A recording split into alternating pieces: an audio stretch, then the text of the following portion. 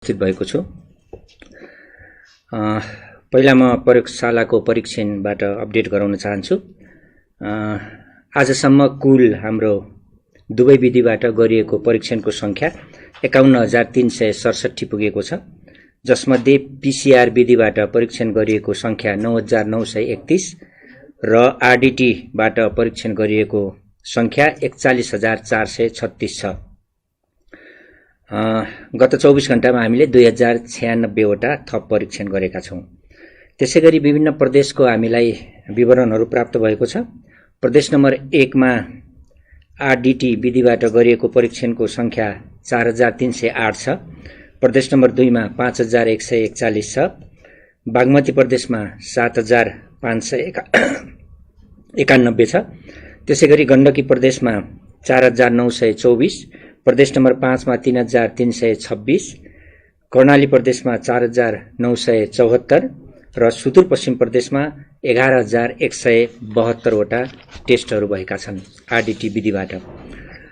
क्वारेन्टाइनमा रहेका व्यक्तिहरूको संख्या आजको दिनमा 17,025 छ, जसमध्ये प्रदेश नम्बर 1 मा 4,570, प्रदेश नम्बर 2 मा 3,902, बागमती प्रदेशमा 4,636, गण्डकी प्रदेशमा 3,657, प्रदेश नम्बर 5 मा 13,119, त्यसैगरी कर्णाली प्रदेशमा 5,480, सुदूरपश्चिम प्रदेशमा 5,951 गरी जम्मा 41,315 जना, माफ गर्नुहोला, विभिन्न प्रदेशमा गरेर जम्मा 17,025 जना क्वारेन्टाइनमा रहनु भएको छ। आइसोलेसनमा रहेका बिरामीहरूको संख्या 110 जना छ। काठमाडौँ उपत्यकामा 6 जना, उपत्यका बाहिर 104 जना आजको दिनमा आइसोलेसनमा रहनु भएको छ। कल सेन्टरको अपडेट गराउन चाहन्छु। गत 24 घण्टामा हामीलाई 2 वटा कल सेन्टर 11:15 र 11:33 मा 2071 वटा कलहरू प्राप्त भएका छन्। त्यसैगरी मोबाइल एप्लिकेसन हाम्रो स्वास्थ्य र हाम्रो वेब पेज covid19.mohp.gov.np मा आफ्नो स्व मूल्याङ्कन फारम भर्ने व्यक्तिहरूको संख्या गत 24 घण्टामा 895 जना छ। यसरी कुल 26,810 जनाले हालसम्म आफ्नो स्व मूल्याङ्कन फारम भर्नुभएको छ। यसरी गत 24 घण्टामा थप 6 जना रेड जोनमा पर्नु भएको छ। सम्भावित संक्रमितहरूको संख्या यो एपहरूबाट हालसम्म 296 जना रहनु भएको छ। उहाँहरूलाई हाम्रो एपिडेमियोलोजी तथा रोग नियन्त्रण महाशाखा मार्फत ट्रेसिङको कार्य भइरहेको छ। यो स्व मूल्याङ्कन फारम बाहेक यहाँहरूले यो वेब पेजहरूमा नेपालको र विश्वको ताजा अपडेट हेर्न सुन्न सक्नुहुन्छ। त्यसैगरी आफू वरिपरि यदि विदेशबाट फर्कनु भएको छ भने उहाँहरूको जानकारी दिन सक्नुहुन्छ। विभिन्न जनचेतनामूलक सामग्रीहरू त्यहाँ राखिएको छ, यहाँहरूले हेर्न सुन्न र पढ्न सक्नुहुन्छ। त्यसैगरी आफ्नो नजिकमा कुन अस्पतालमा के सेवा पाइन्छ कोभिड-19 को सन्दर्भमा सोको म्यापहरू हेर्न सक्नुहुन्छ, नक्सा हेर्न सक्नुहुन्छ र विभिन्न प्रयोगशालाहरूको बारेमा जानकारी लिन सक्नुहुन्छ जहाँ परीक्षणहरू हुन्छन्, प्रयोगशालाको परीक्षण हुन्छ। केही क्रियाकलापहरूको अपडेट गराउन चाहन्छु। आज स्वास्थ्य तथा जनसङ्ख्या मन्त्रालयलाई माननीय मन्त्रीज्यूको उपस्थितिमा लायन्स क्लब इन्टरनेसनलका सुनिल ओझा, इन्द्र खत्रीज्यू समेतबाट कोभिड-19 को परीक्षण तथा नियन्त्रण रोकथामका लागि प्रयोग हुने सामग्रीहरू करिब 57,50,000 बराबरको पीपीई 2000 थान, 95 N95 मास्क 5,000 थान, सर्जिकल मास्क 5,000 थान र ग्लोभ्स 20,000 थान हस्तान्तरण भएको छ।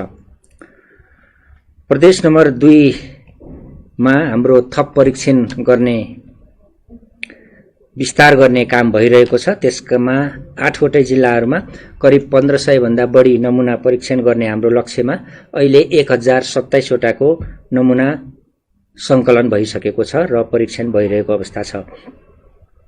त्यसैगरी उदयपुर जिल्लालाई फोकस गरेर गत हप्तामा हामीले 413 वटा नमुना संकलन गरी परीक्षण भएकोमा अहिले थप 337 वटा नमुना संकलन गर्ने कार्य भइरहेको छ।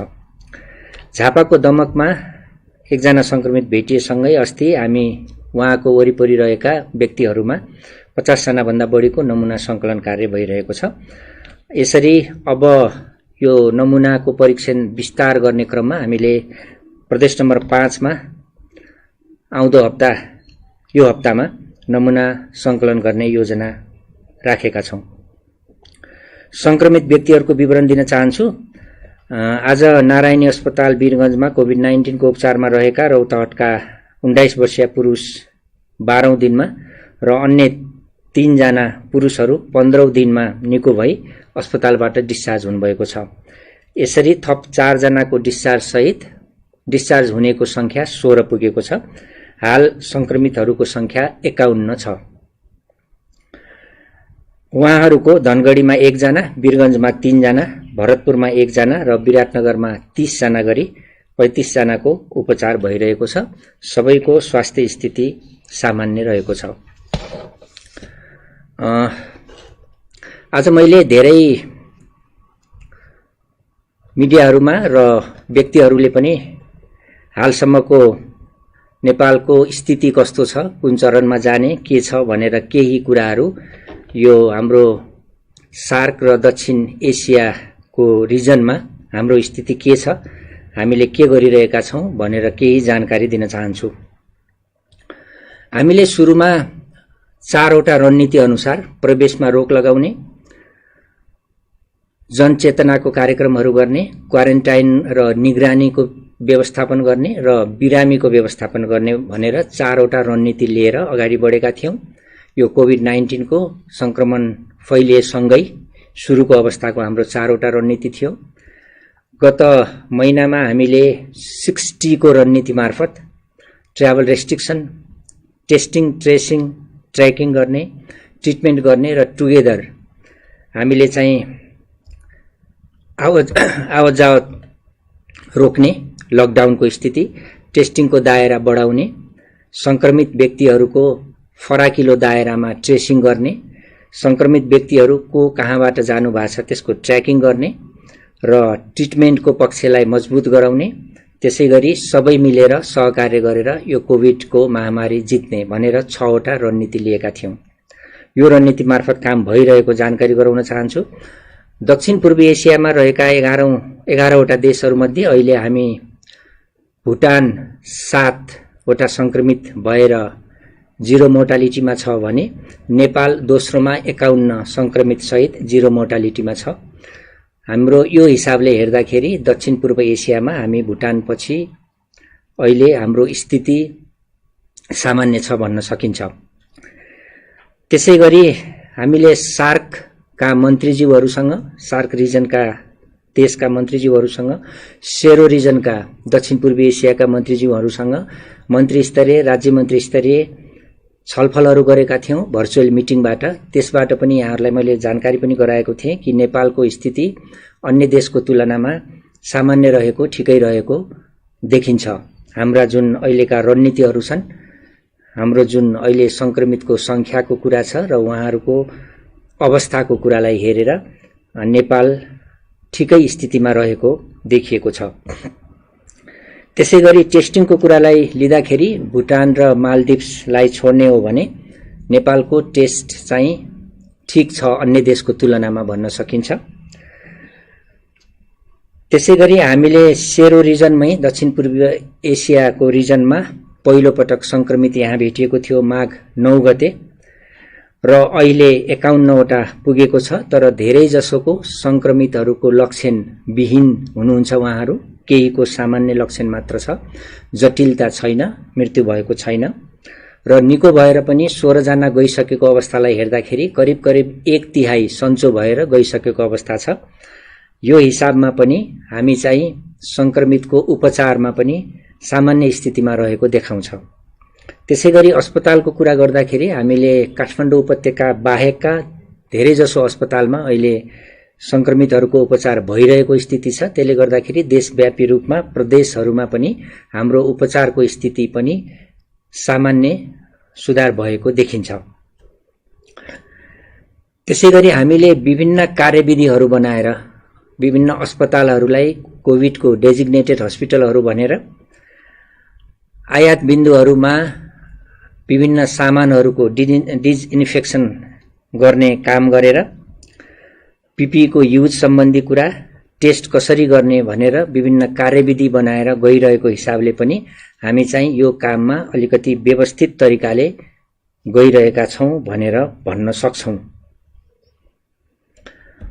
यति हुँदाहुँदै पनि केही च्यालेन्जेसहरू लजिस्टिकको पार्टमा थोरै च्यालेन्ज छ हामीलाई, किन भन्दा विगतमा पनि विभिन्न देशहरू, धेरैजसो देशहरूमा, हाम्रा छिमेकी मुलुकहरूमा पनि संक्रमण फैलिएको अवस्था, जहाँबाट हामीले धेरैजसो सामानहरू आयात गर्ने गर्थ्यौं र अन्य तेस्रो मुलुकका देशहरूमा पनि यो समस्या भएदेखि आयातको हामीलाई समस्या भएको थियो र त्यो समस्या अहिले केही हदसम्म हल हुँदै गइरहेको अवस्था छ। यसमा हामीलाई धेरैले सहयोग पनि गर्नुभएको छ विभिन्न संघ संस्थाहरूले र हामीले पनि आफ्नो बलबुताले भ्याएसम्म स्वास्थ्य सेवा विभाग मार्फत र सीसीएमसीबाट G2G विधि मार्फत सामानहरू ल्याउने प्रक्रियामा छौं। दोस्रो च्यालेन्ज हामीलाई चाहिँ नम्बर अफ हाम्रो इपिडेमियोलोजिस्टहरूको र सर्वेलेन्स एक्सपर्टहरूको यसै पनि देशमा कमी भएको अवस्थामा विभिन्न जनस्वास्थ्य विज्ञज्यूहरूबाट आएको सुझावको हामी उच्च मूल्याङ्कन गर्छौं। यसरी एक्सपर्टहरूको पनि थोरै कमी हुँदाहुँदै पनि हामीलाई विभिन्न सुझावहरू जसले दिनुभएको छ उहाँहरूलाई धन्यवाद दिँदै यो सुझावलाई पनि हाम्रो रणनीतिहरूमा इन्कर्पोरेट गरेर गइरहेका छौं भनेर भन्न सक्छौं। त्यसैगरी अब सबै मिलेर यदि यो हिसाबले हामीले सबै मिलेर गयौं भने विगतका आउने दिनहरूमा हामीले यो कोरोनाको थप व्यवस्थापन गर्न सक्ने, यसलाई चाहिँ व्यवस्थित हिसाबले सबै मिलेर संक्रमण चाहिँ थप भित्रिनबाट रोक्न सक्ने स्थितिमा पुग्छौं भन्ने स्वास्थ्य तथा जनसंख्या मन्त्रालयको विश्वास छ। अब यसमा सहयोग गर्नुहुने सबैलाई धन्यवाद पनि यो अवसरमा दिन चाहन्छु र सबै मिडियाकर्मीहरूलाई पनि धन्यवाद दिँदै सबै मिलेर कोरोना जितौं भन्दै मेरो यो अपडेट चाहिँ म यही अन्त्य गर्छु र आज बालबालिकाको अवस्थाबारे, कोरोनाको संक्रमण र बालबालिकाको स्थिति कस्तो छ, हाम्रो चाहिँ देशको एकमात्र कान्ति बाल अस्पतालको स्थिति के छ, हामीले के गरिरहेका छौं, थप के कुरा सहित त्यहाँका कान्ति बाल अस्पतालका निर्देशक डाक्टर कृष्ण पौडेललाई म यो विषयमा स्पष्ट पार्न अनुरोध गर्दै बिदा हुन्छु। नमस्कार।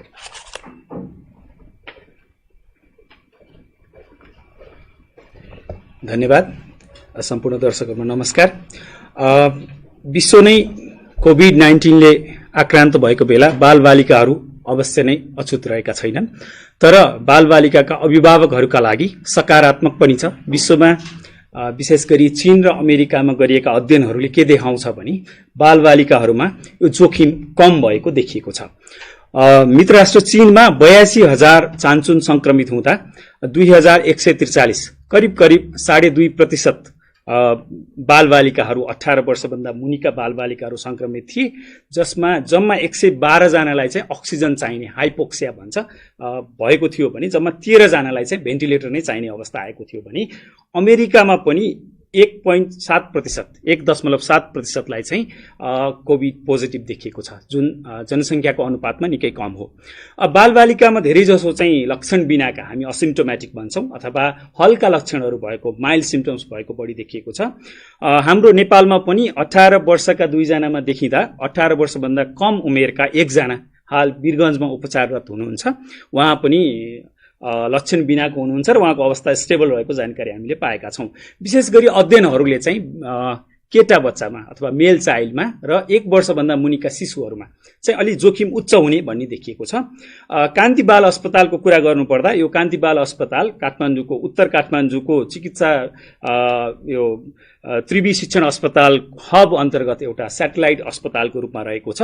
यो अहिलेलाई कोभिड तोकिएको अस्पताल अथवा डेजिग्नेटेड अस्पतालमा पर्दैन, तर यसले स्याटेलाइट अस्पतालको रूपमा काम गरिरहेको छ र फागुनदेखि नै हामीले चाहिँ अस्पतालमा रहेको इन्सिडेन्ट कमान्ड सिस्टमलाई एक्टिभेट गरेका छौँ। त्यसले आवश्यकता अनुसार नियमित नीति निर्देशनहरू बनाउने, कसरी अगाडि बढ्ने भन्ने बनाउने गर्छ भने हाम्रो संक्रामक रोगहरूलाई नियन्त्रण गर्नलाई चाहिँ इन्फेक्सन कन्ट्रोल कमिटी जुन चाहिँ अस्पताल नर्सिङ प्रशासकको अन्तर्गतमा छ, उहाँले चाहिँ नियमित यो संक्रमण मुक्त गर्ने, डिसइन्फेक्टेन्ट छर्ने, त्यसपछि यो व्यक्तिगत सुरक्षा कवचहरू कसरी प्रयोग गर्ने भन्ने विषयमा सम्पूर्ण स्वास्थ्य कर्मीहरूलाई नियमित ओरिएन्टेसन गरिराख्नु भएको छ र अस्पतालका मुख्य ठाउँहरूमा खुट्टाले चलाएर पनि सेनिटाइज गर्न मिल्ने चाहिँ त्यो हामीले सुरु गरेका छौँ।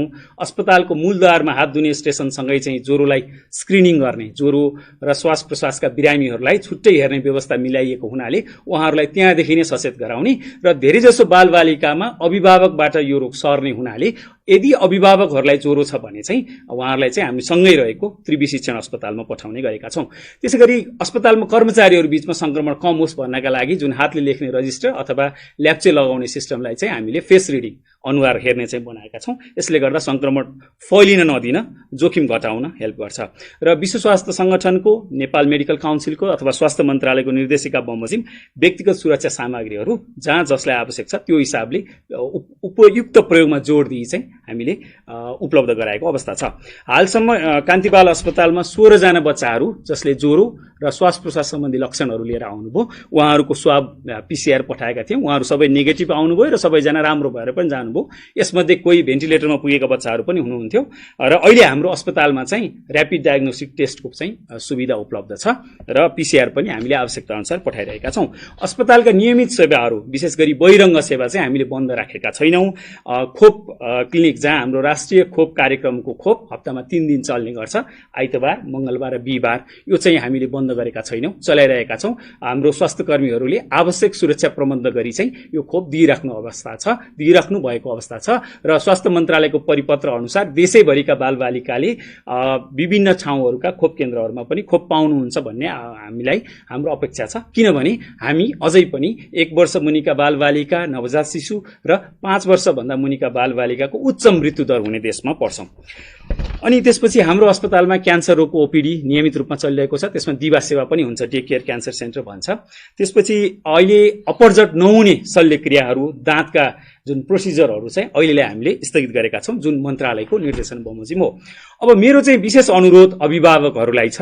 म अस्पतालमा दिनदिनै मैले देखेकोबाट पनि भन्न खोजेको चाहिँ अनुरोध चाहिँ के छ भने अभिभावकहरू आफै रोल मोडल भएर बालबालिकालाई सकारात्मक सन्देश दिने कामहरू गर्नुहुन्छ भन्ने अपेक्षा छ, अनुरोध पनि छ। अस्पतालका बहिरङ्ग विभाग अथवा खोप क्लिनिकहरूमा बस्दा सामाजिक दूरी कायम गरेर बसिदिनु हुन अनुरोध गर्दछु र यसले गर्दा जोखिम कम गर्न र यो रोग छिटो फैलिन नदिन चाहिँ सहयोग पुग्छ। बालबालिकालाई नियमित खोप र स्तनपान गर्ने उमेरका 6 महिना भन्दा कम उमेरका बच्चालाई नियमित स्तनपान, 6 महिनापछि 2 वर्षसम्मका बालबालिकाहरूलाई समुचित ठोस आहार, कम्प्लिमेन्ट्री फिडिङ भन्छौं, त्यो चाहिँ अति नै महत्त्वपूर्ण छ। किनभने कुपोषित बालबालिकालाई कुनै पनि रोगको, निमोनिया जस्ता रोगहरूको जोखिम बढ्छ र त्यसमा मृत्युदर पनि बढाउन सक्छ। अब अर्को कुरा चाहिँ यतिखेर धेरै विद्यालयहरू बन्द छन्। करिब 50-60 लाख बालबालिकाहरू, विद्यालय जाने उमेरका बालबालिकाहरू घरमा रहेको अवस्था छ र लकडाउनको कारणले, बन्दाबन्दीको कारणले धेरै अभिभावकहरू पनि घरमा हुनुहुन्छ र हामी भन्ने गर्छौं घर नै पहिलो विद्यालय हो। त्यसैले ती बालबालिकाहरू घरमा रहेको अवस्थामा चाहिँ उहाँहरूले खेल्ने कुराहरू सुरक्षित होस्, भिडभाडहरूमा कम जानुहोस्, उहाँहरूलाई सृजनात्मक सिकाइहरू होस्, चित्रकलाहरू गराउन सकिन्छ, कथा भन्न सुनाउन सकिन्छ, उहाँहरूलाई पढ्न लगाउन सकिन्छ, त्यो गराउन सकिन्छ, जसले गर्दा उहाँहरू अनावश्यक यो अहिले चाहिँ एकदमै बढी मोबाइल लगायतका चिजहरूमा बच्चाहरू भुल्ने गरेको छ र यो अभिभावकको फुर्सद पनि भएको हिसाबले चाहिँ उहाँहरूलाई बढी समय दिनुहुन, बढी सृजनात्मक काममा लगाउनु हुन र कोभिडको बारेमा सूचना लुकाएर होइन, उमेर अनुसार कोभिड के बिमारी हो, कस्तो अवस्थामा सर्छ, हामीले के सुरक्षाका विधिहरू, जस्तो उदाहरणको लागि सरसफाइका कुराहरू, भिडभाडमा नजाँदा के हुन्छ, यो कुराहरू उमेर अनुसार सबै उमेरकाले एउटै हिसाबले बुझ्दैनन्। इन्फर्मेसन चाहिँ उहाँलाई सूचना चाहिँ सही सूचना दिनुपर्छ, जसले गर्दा उनीहरूलाई एउटा तनाव, आतंक, यो के भइरहेको भन्ने नहोस् र सकारात्मक सन्देशहरू पनि दिन सकिन्छ। त्यो भित्र पनि सरसफाइ रहने कुराहरू, यसरी खेल्नुपर्ने, खानु अगाडि हात धुनुपर्ने कुराहरूमा दिन सकिन्छ। यदि बालबालिकाहरूलाई केही स्वास्थ्य समस्या भएमा, विशेष गरी कोभिडकै सम्बन्धमा भन्नुपर्दा उच्च ज्वरो, र श्वास प्रश्वास सम्बन्धी समस्या अथवा छिटो अवधिमा चाहिँ सास फेर्न गाह्रो भएमा चाहिँ स्वास्थ्य संस्थाहरूमा जानुहोला। स्वास्थ्य संस्थाहरूमा जानुपर्दा चाहिँ सही सूचना पनि दिनुहोला। जस्तो कोही संक्रमित अथवा संक्रमित हुन सक्ने अवस्थाका व्यक्तिसँग सम्पर्क भएको थियो भने त्यो सूचना दिनुहोला। त्यसले गर्दा हाम्रो स्वास्थ्य कर्मीहरू, देशैभरिका स्वास्थ्य कर्मीहरूले पनि आफू सुरक्षित रहेर तपाईको बच्चालाई समुचित उपचार दिन सक्छन्। त्यो चाहिँ ध्यान दिनुहोला। कान्ति बाल अस्पतालको हकमा हाम्रो बहिरङ्ग सेवा कहिले पनि बन्द छैन। त्यो बिचमा अब अहिले हामीले चाहिँ तत्काल नै चाहिँ टिकट काट्न पनि समस्या पर्ने हुनाले चाहिँ त्यो अनलाइन टिकटिङ पनि सुरु गर्दैछौँ। होपफुली यो लकडाउन सक्नासाथ हाम्रो त्यो पनि सुरु हुन्छ र अस्पतालका विभिन्न नम्बरहरू चाहिँ बाट पनि सम्पर्क गर्न मिल्ने व्यवस्था मिलाएका छौँ। मेडिकलको ड्युटी डाक्टरलाई हाम्रो ल्यान्डलाइन नम्बर 0144274449 अथवा मोबाइल नम्बर 9847738625 मा सम्पर्क गर्न सकिन्छ। त्यसै सर्जिकल सम्बन्धी बिमारहरूको लागि चाहिँ सर्जिकलको ड्युटी डाक्टरलाई चाहिँ विशेष गरी यो फलोअपमा आउनुपर्ने अथवा अपरेसनको समय लिएकाहरू कहिले आउँ भन्ने छ भने 0144413131 ल्यान्डलाइन नम्बर अथवा 984773865150 मा सम्पर्क गर्न सकिन्छ। यो बिचमा धेरै तनाव भएको हुनाले नकारात्मक सन्देशहरू बढी जाने हुँदा बालबालिकालाई तनावको कारणले विभिन्न खालका लक्षणहरू हुन सक्छन्। बालबालिकाको स्ट्रेस अथवा तनावले गर्दा हुने पेट दुख्ने, खान मन नगर्ने, टाउको दुखे जस्तो गर्ने विभिन्न लक्षणहरू हुन सक्छ। यदि त्यस्तो खालको बाल मानसिक समस्या भन्छौँ हामी अथवा किशोर किशोरीसम्म यस्ता कुनै समस्या छ भने कान्ति बाल अस्पतालको बाल मानसिक रोग विशेषज्ञहरूलाई सोझै सम्पर्क गर्न सकिने मोबाइल नम्बर 9808522410 मा सम्पर्क गरेर यो बारेमा आवश्यक परामर्श लिन सकिन्छ। मेरो चाहिँ अनुरोध, सुरक्षित रहौं, हामी सबै जिम्मेवार बनौं, आतंकित होइन, जिम्मेवार बनौं, सुरक्षाका विधिहरू अवलम्बन गरौं। धन्यवाद, नमस्कार।